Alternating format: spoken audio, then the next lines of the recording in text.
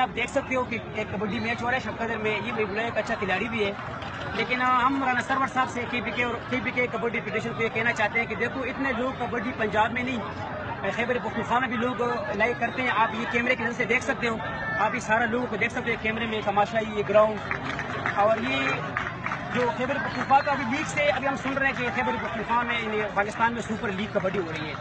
تو super league سے تو کبڈی آگے نہیں جائے گی. دیکھو ہمارے ساتھ اچھے اچھے پلیئر ہیں, یہ سوابی سے تعلق رکھنے والے ہیں, مردان سے ہیں, لیکن سپر لیگ سے کبڈی آگے نہیں جائے گی. کم سے کم اس کو چاہیے کہ خیبر پختونخوا کا ایک کبڈی ٹیم ہونا چاہیے, خیبر پختونخوا میں ایک کیمپ ہونا چاہیے. یہ نہیں کہ صرف ہم پٹھان کھیل نہیں سکتے. آپ لوگ یہ ویڈیو میں دیکھو, ویڈیو کا ادھر کرو, لوگوں کو دکھاؤ.